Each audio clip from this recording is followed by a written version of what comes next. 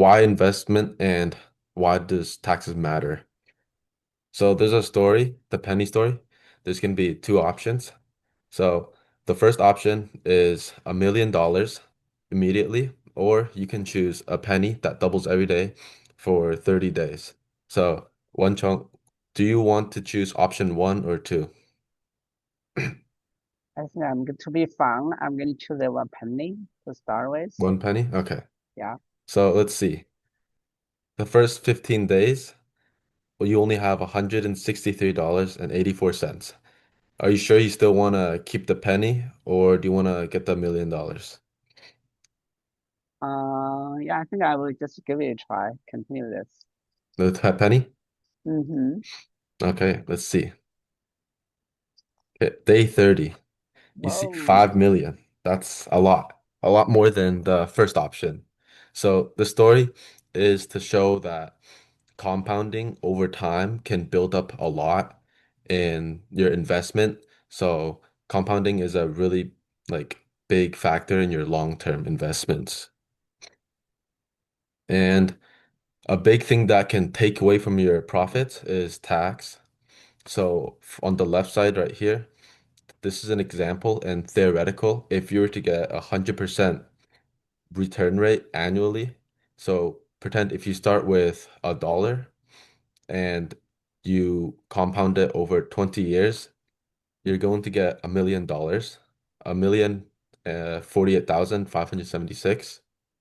And on the right side, it's the paid tax. So the average person that invests will probably have a little bit less than 33%, but this is like for like the higher income. So you do 1 plus 1 minus 33% to get this number 1.67. That's how much you get in return annually. So if you compound it over 20 years right here, Wenchong, do you want to guess um how much the total would be after 20 years? Wow, that's a tricky number. I would guess probably 25,000-ish. How much? 25,000-ish. 25,000? Yeah, I don't Okay. know. Just guess. White guess. That's really low. Are you sure? We're kind of close. I don't know. Okay. Let's see. 28,000. So that's a really Oh, big difference just from 33% taxes. So in Washington, the average tax for the person is around 25%. So this is another example. So if you compound it over 20 years, you only get 72,000. So that's a really big difference from a million to 72,000.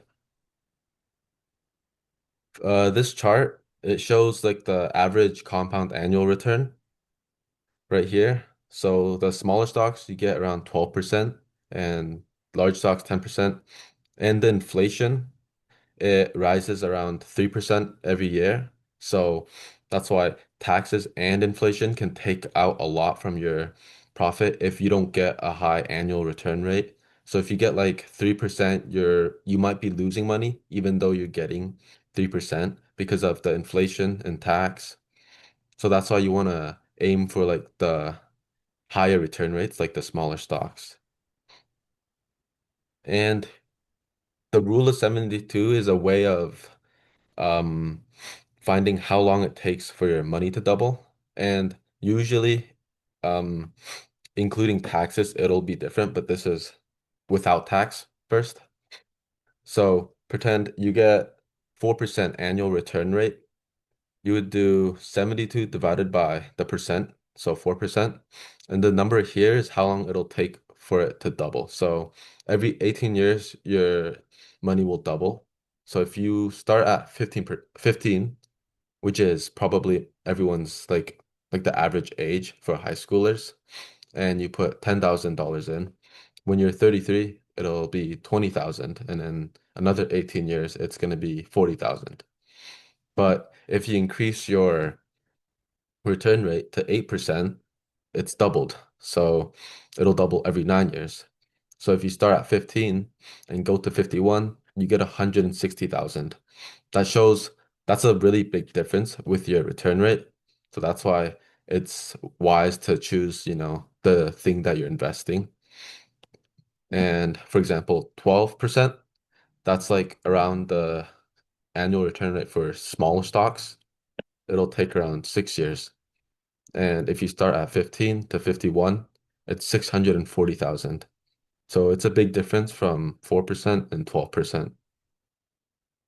And this is going to be an example with tax implication. So it'll include tax right here.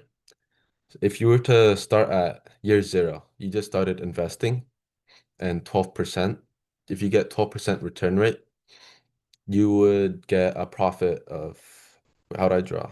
Oh yeah. If you invested $100 and you get 12% back, that's around $12. So it takes 6 years to double. You 200, 400, 800, right? So if you were to pay tax, for example, a third of it, that would be like the average. You would take away $4. So you would be left with $8 every for your profit. So if you take away $4, that's around 4%, minus 4%. At the end, without tax, if you were to get 12%, you'd get 6,400. But including the taxes, you would only be getting 8% in reality. And you would only be getting 1,600 back by the time you're 36. So this shows that it's a really, wait, oops. It shows like the difference is really big with taxes when it comes in.